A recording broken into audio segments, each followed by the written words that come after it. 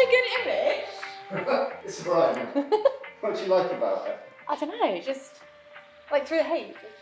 I don't know. It's ethereal, isn't it? Yeah, ethereal almost. It's real as well, like, come here, sorry, hang on, no, this is an epilogue. Well, we'll come on to the epilogue later. First off though, this is a follow-up, part 2 to our part 1 video, how to create a cinematic effect with your portraits. Go back and have a look at part 1 so we can discuss some of the theory if you haven't done so already. But we'll jump straight in now. It's a really easy single light setup with a simple square softbox, and we're going to showcase how we can use simple effects to elevate our portraits to that ethereal cinematic level. Let's get into it and enjoy. And we're just going to go nice and tight in here for a nice shot. 3, 2, 1, go. Now look at the quality of light across that face. But what happens if we take this to the extreme and we want to really achieve that cinematic look? Well, what we're going to do is we're going to do a similar pose there for me. And in this instance, we're not going to move the light, we're not going to move anything. We're just going to get Zoe to turn her head from where she was towards me. There, not too much, just a little bit, just a little 45-degree turn, and look straight into the camera here. We should have some shadow along the cheek here, there we go, but broadly some light. Now, we're going to move our light around 45 degrees even further this way. And notice that when we did this on split lighting and the light was further behind Zoe, have a look at where the light is, come round here, and you'll be able to see where the light is. Zoe's going to do the step forward in the pose, and 3, 2, 1, go. And the problem with this one is that she stepped so far in front of the light that she's almost fallen into shadow. We didn't get any exposure on the face at all. But in this instance, Zoe, we've actually got Zoe turned as well. So because Zoe's turned her face with the light, we've essentially, if we come round here, we see that we have set up a 45 degrees round, 45 degrees up, and 45 degrees down lighting setup. The only difference is that I'm taking it from 90 degrees round this way, and we're going to get Zoe to turn and look at us. Brush the hair out of the side of the face. That's good. Well done. And looking straight towards me there for me. Chin down, down, down, down, down. 3, 2, and 1, go. And we should have a really subtle use of light. Now, when we move this light a little closer now to Zoe, and just make very small changes to that position of that light, and we get Zoe to look at us here, we can start to see where that catch light is falling in the eye, because I want catch lights in the eyes so that we can achieve that cinematic look. Looking straight towards me, there. Perfect. Beautiful. Chin down. Turn the head towards the light a little bit. Chin down. Perfect. So we're going to make very small changes to this light and the position of it. It's still round and behind Zoe, but I really want those catch lights to sing from the light. So I'm looking for those catch lights from the reflection of this modeling light in this light into her eyes. There we go, those are her eyes there, perfect. And every time we take a shot, once I'm happy with the exposure and I'm happy that the light's falling across the face, we're going to get her to just move only very slightly. And those small changes in the pose are going to make all the difference to the end shot. So pose it there for me, looking off, and now turn the head slowly towards me. Chin down just a little bit, looking towards me, lift the head up now for me, there. 3, 2, and 1, turn the head towards the light for me, there, eyes towards me, 3, 2, and 1, go, there. And when we start to get the right shot and we start to get the look into camera, then we're really getting that cinematic look. But you'll also notice as these images roll through that the background's gone darker. And the reason why the background's gone darker is because this light is no longer facing and aiming towards the background.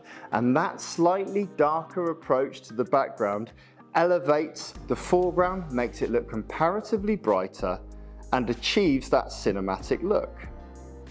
By moving this light round now, so that's right in front of back in that flat position if we were to take it that way, remember. She's now going to look towards me.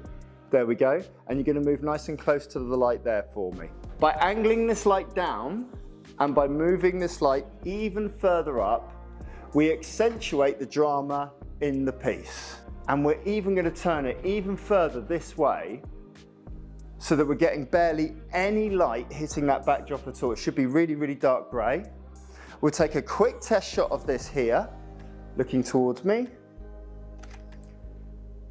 And that light there is beautiful. And we're just going to add the final sizzle on the steak, which is this. Come in here. So our little smoke machine, links in the description below as to how to purchase one of these Lens 60s.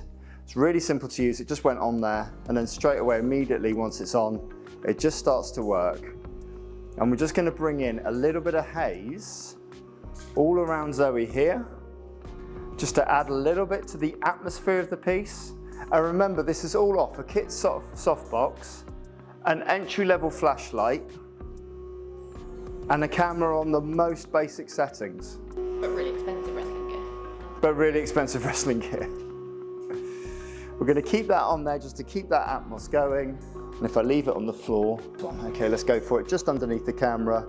Change, change, change. Hold that there. That one with the shoulder down was great. 3, 2, and 1. Yeah.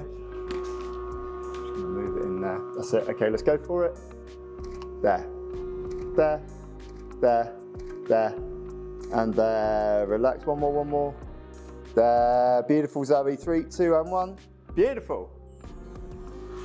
Whew. So with this smoke, it's a little bit of trial and error. But when you actually get the connection through the smoke, and now that the smoke's all there and it's dissipating, we can actually just use this as haze in the shot. Head up a little bit there for me. Eyes towards me, chin up just a little bit. 3, turn your head towards me, and head up, looking up towards the light. Chin up, there.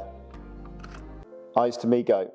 Little changes to the light, little changes to the, and that little parting of the lips there is beautiful. So we're just going to try and get that shot again there for me. I'm going to try and do it with the dry ice. Bringing this smoke, there we go.